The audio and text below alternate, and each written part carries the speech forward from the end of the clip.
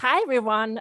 Good evening from Vienna. Welcome to my YouTube channel, Making It in Austria. I'm your host, Adela Mejtjanic. And it's such a nice day, wonderful evening to be back. It's the first episode in 2022. I'm really happy to be back. As you know, I have a small baby, actual needs, but making it not so next room, she might join us. Some of you know her, saw her already in the videos, but Making It in Austria as well is one other baby, one other project that I'm very, very keen to do more things together, co-create this year and the years that are coming. And so happy to have Annamaria with us, who is behind the brand label Bags with Legs.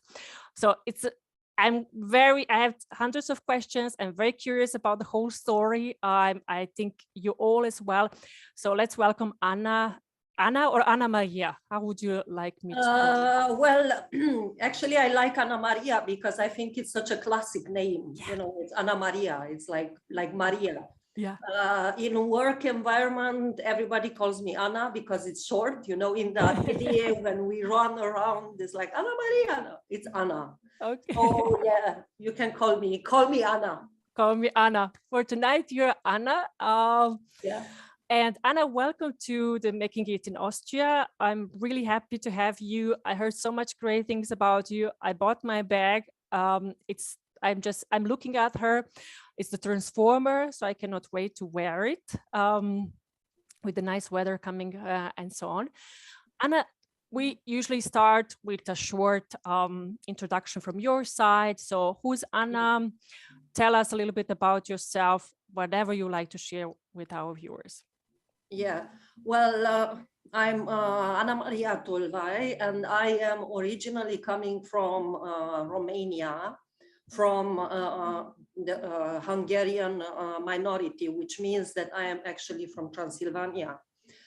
And I grew up in a bilingual culture, so I'm Hungarian, also speaking Romanian.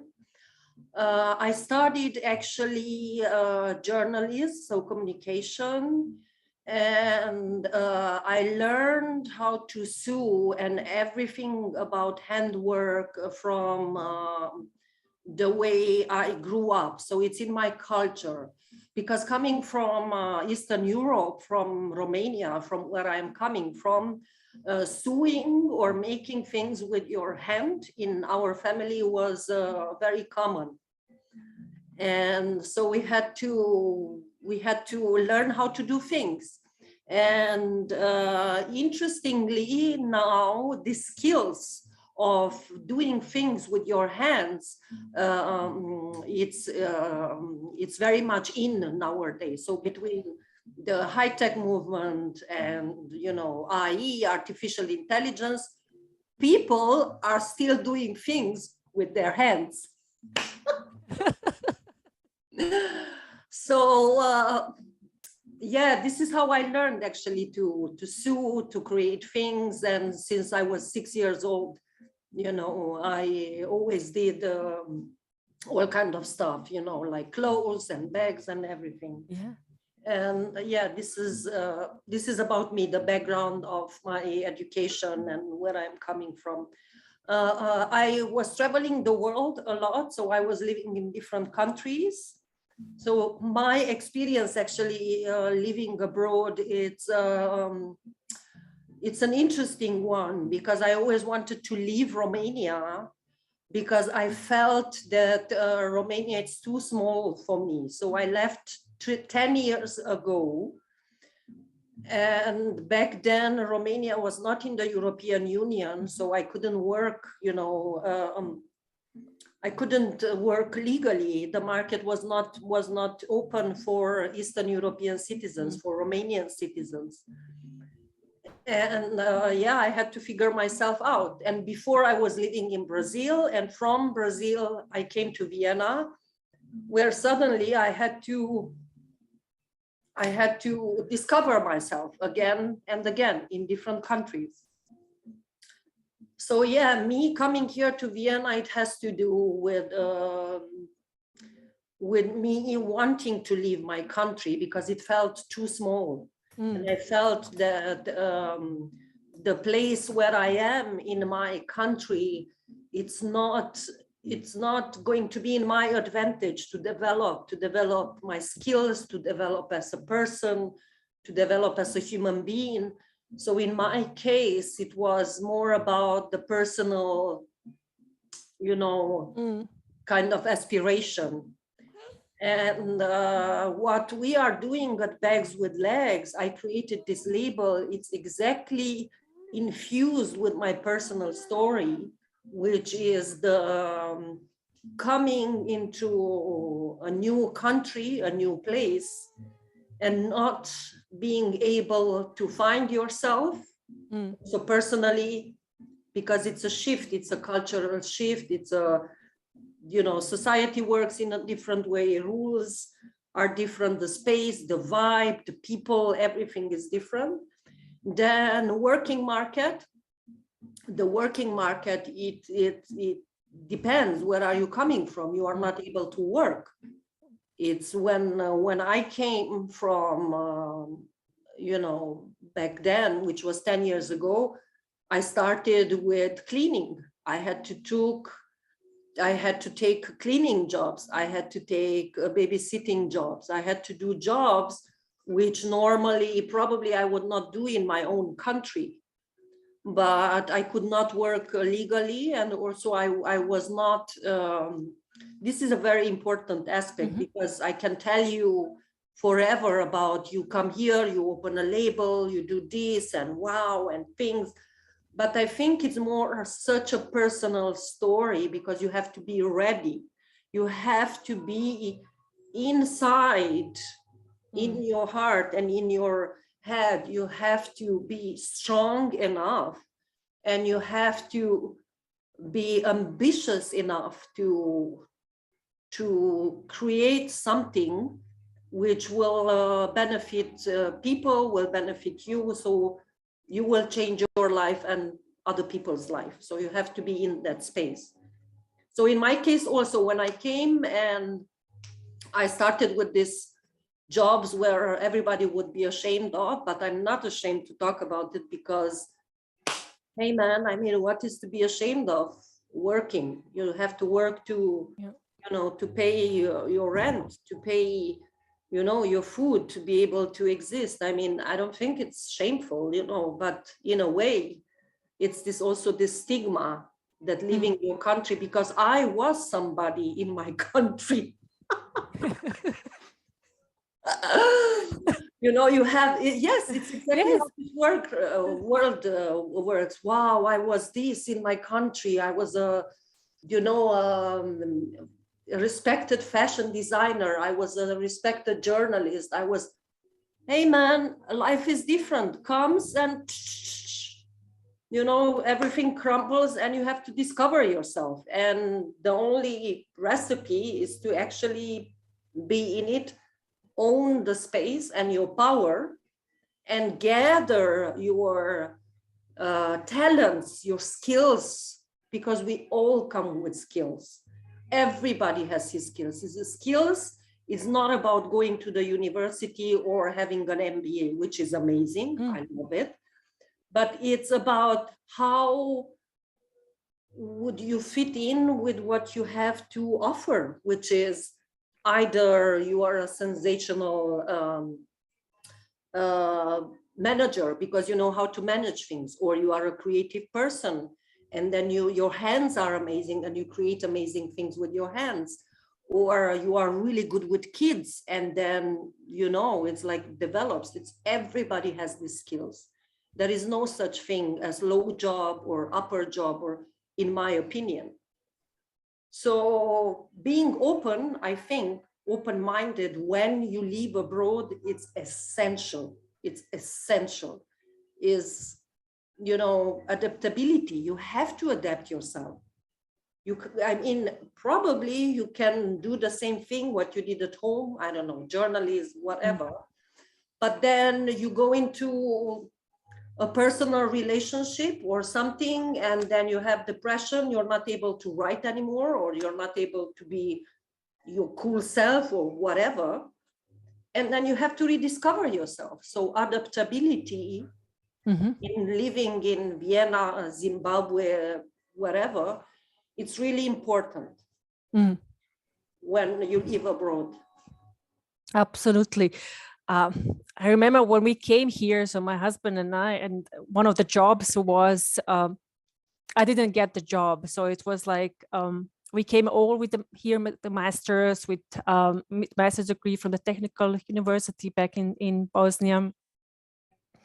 But we come from Bosnia as well. And as you said, we cannot just get a job and start working tomorrow. There's a working permit, there's a visa behind that. There's a whole process, administration that we get to know immediately when you enter the country. And I was, as you said, back in my home country, I was leading a team and I had a title and I had a corner office, and my husband was working on large projects. He's in the construction industry back in Dubai and creating things, largest projects as well in Sarajevo.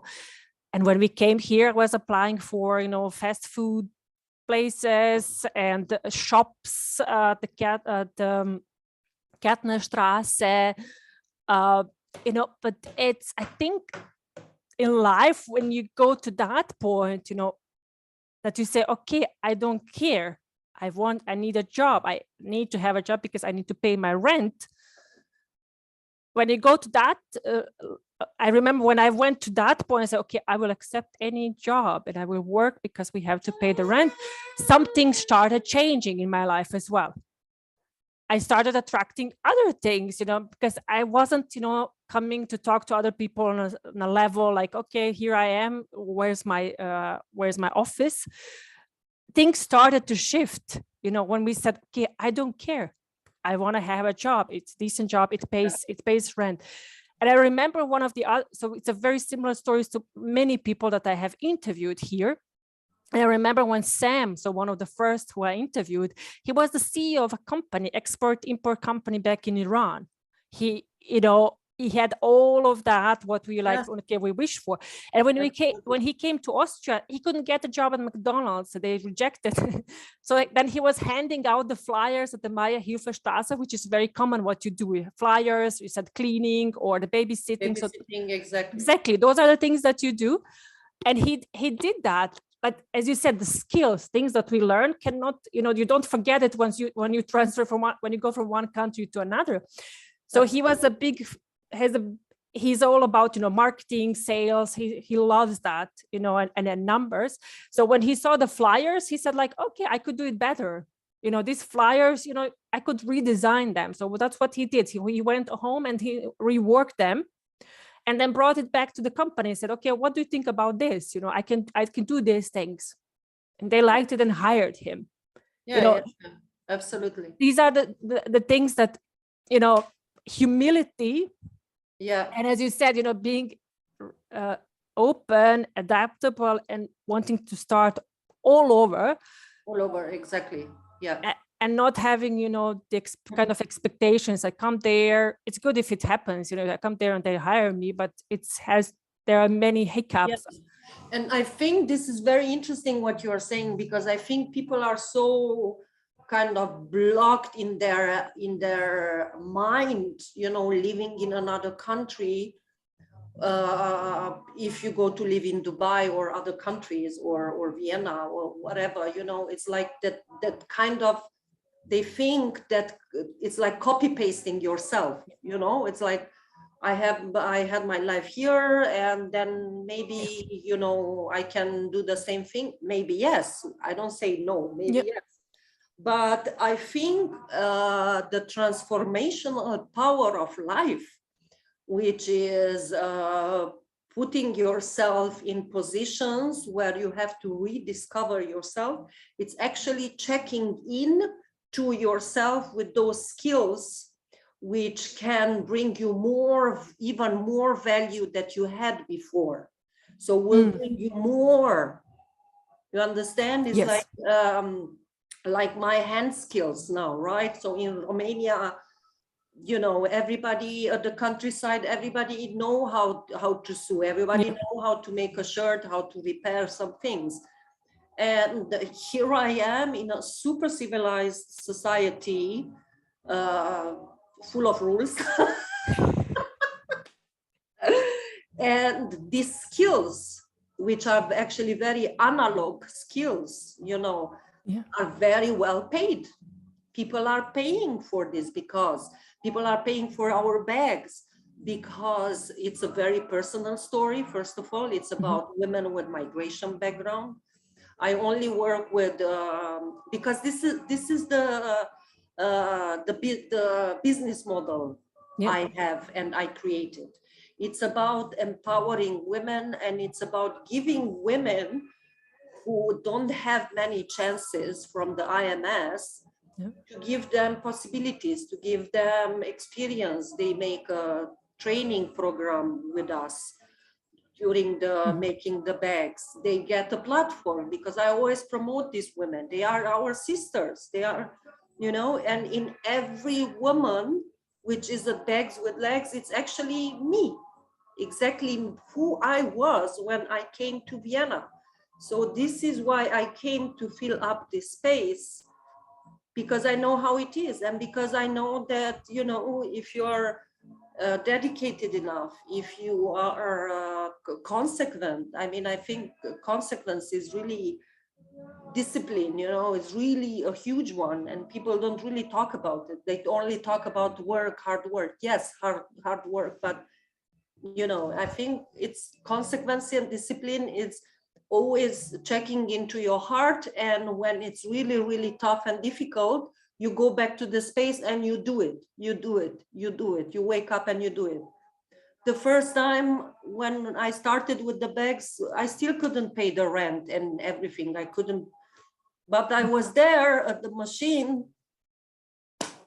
You know what I mean? It's like day in and day out. Exactly, and believing, and and how many haters, or how many, I don't know, people who are dragging you down are there. So it's, you have to, you have to push yourself. You have to figure yourself out, because it's not just coming. It's not being lucky. And also people, I love it when, wow, you're so lucky. And no, man, that's hard work. It's not luck.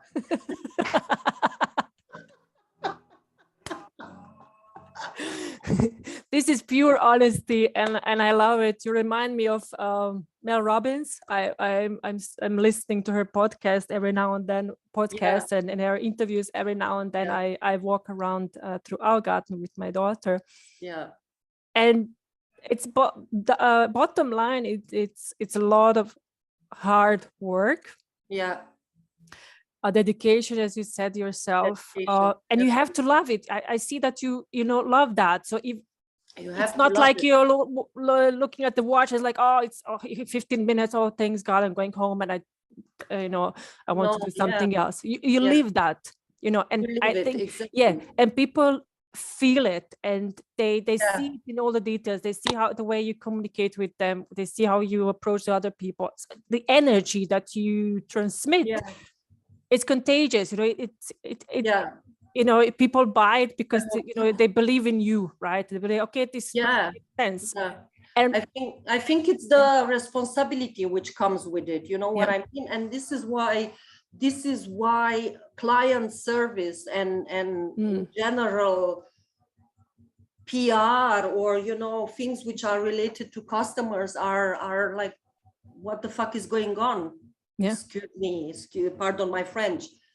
And sometimes they don't pick up the phone if you call, I don't know where. They don't change the whatever you buy. It's like, it's a wild thing outside, and what we try to do, and what I try to rewrite, it's making it personal, making it authentic, passionate. It doesn't, I don't have to be a corporate huge label. It's enough if I'm a responsible, local, small, cool and dynamic label, because this is what we want to show, to come up with something where is kind of a niche, especially here in Vienna. Customer service, or being kind, or being nice to customers or people. It's non-existent. It's like you go everywhere. It's like, okay, thanks, man. I close the door. I don't come back here anymore. Yeah. Yeah. How do they make money? I just like wonder.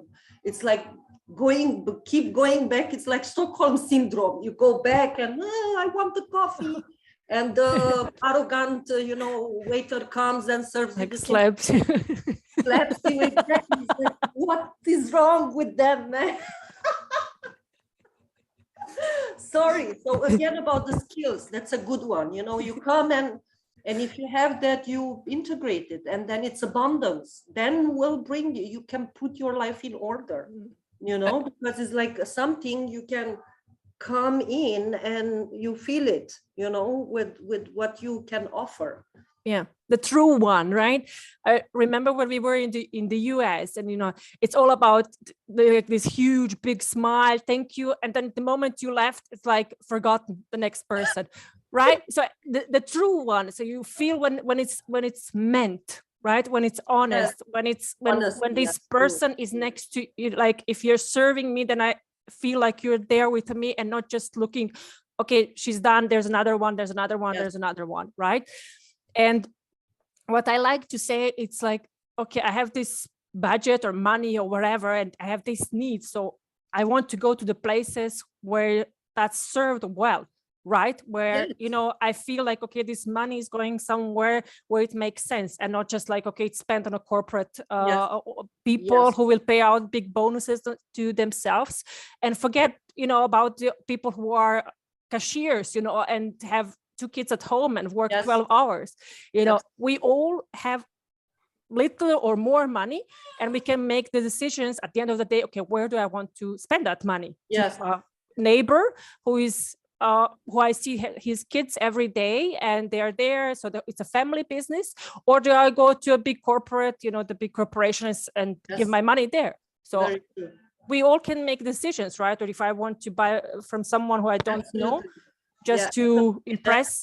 That's very wise. That's very smart what you said. I think we all can make that decision, more or less, especially in we people who have, some budget, you can spend for whatever.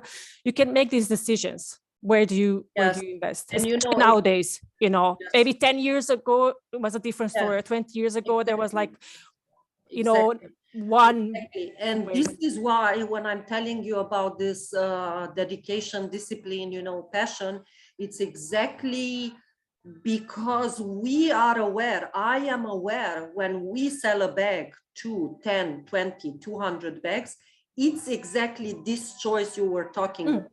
And this is what we are respecting. So for us, every time, and I think this is why it's women love bags with legs, because it's this type of dedication, and they feel it, that we are grateful. It's a nice energy which comes back to you. We get it, comes back to you, and so on. So when you buy something from a small local label, you buy actually the story, you buy the the women, you buy the energy, you buy the vibe, you buy.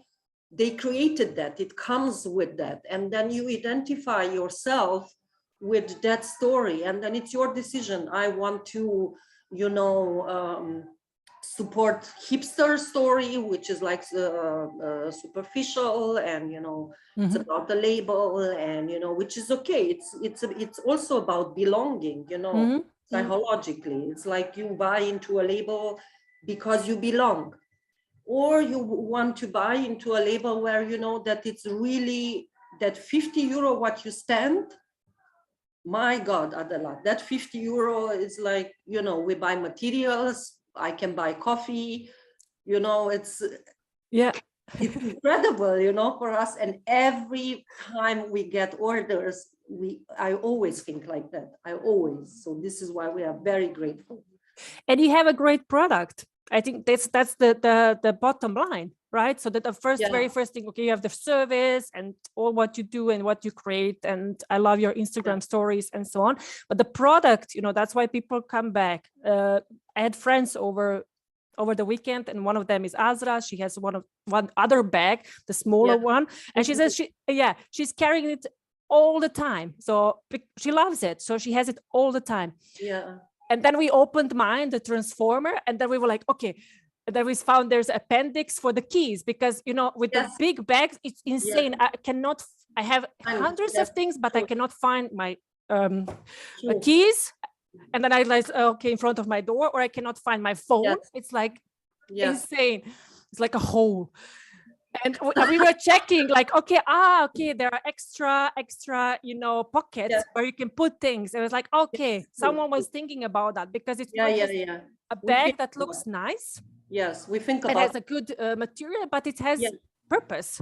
It has, yes. I always tend to think about the design, what we do, we don't overcomplicate things, because I think overcomplicating things, it's unnecessary. So the design I create is very functional, but also very urban, it's modern. It's always modern, because the line, usually when I use the cuts, and I'm always thinking about very simple cuts. It's not 10,000 things. And by the way, when the bag is so sophisticated, then the price of the bag is like always, going higher, higher and higher. And, so every time you have to think about, you have to have this production process and cost effectiveness in your head when you create these things. So I have to ask, why it's called Bags with Legs?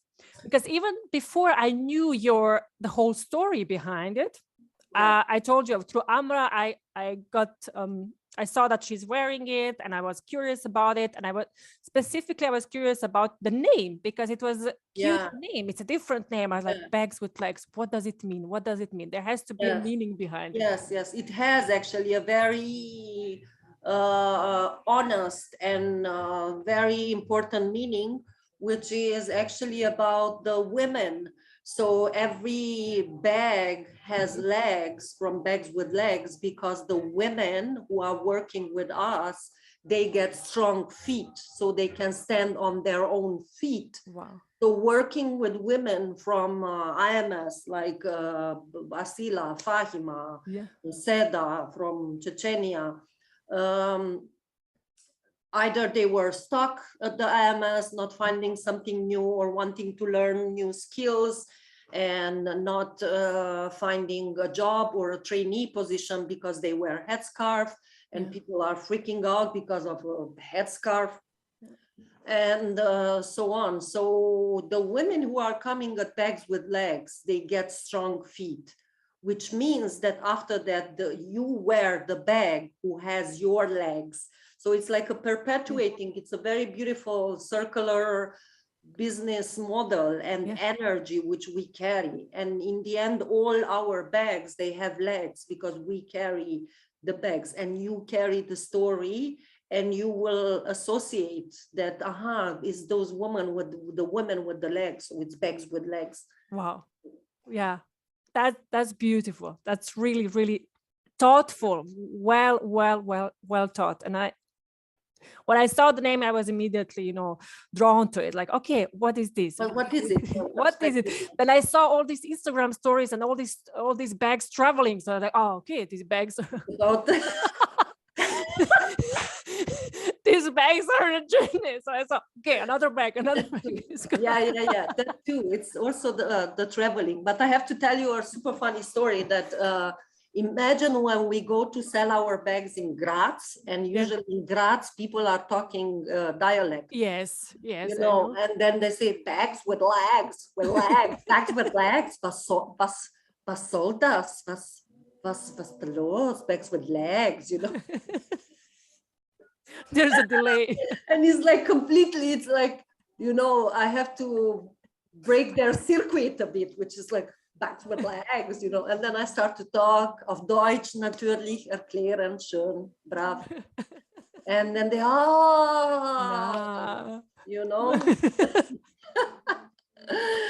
So it's like they get it. Or even if I go in a small village somewhere in Niederösterreich or somewhere, it's so funny to talk about backward legs, they do the L in dialect in a different way, backward legs. Hi to all our viewers from wherever you're watching. We love you all. We just love all the accents and exactly. Whatever in Bosnia is the same. The moment you say the first word, people know. Oh, she's from Ukraine. It's Tuzla. It's immediately. It's like you're already. Adela, Adela. Who is Adela? Adela. I was like, who Adela? And then I was like, Adela. Amra, if you're watching, we're thinking of you. So it's always about the accents, and also my mother tongue Hungarian is like also impossible. Nobody should learn Hungarian, by the way. Nobody, and nobody needs it, by the way. Nobody needs Hungarian because this is exclusive. It's impossible. So I can imagine. I can't even imagine. So. Anna, thank you so much. It was so nice talking to you. Before we wrap up, I usually ask, so what you're reading, any kind of book, podcast, or whatever you would like to share with the audience, or if we have forgot something important you would like to emphasize before we wrap up. The floor is yours. Yes, thank you. First of all, thank you so much for thinking about us. This is really important to support each other, and that you have the idea, what about, let's invite that person, let's invite, because it helps us. I think it's really, we are living now in times where we really have to gather around like in a tribe, like we have to, because otherwise everything becomes so impersonal, everything is so high tech, which is okay, which is cool, because I have a laptop now here and I have a camera, which is absolutely amazing. So we don't go back to the Neanderthal.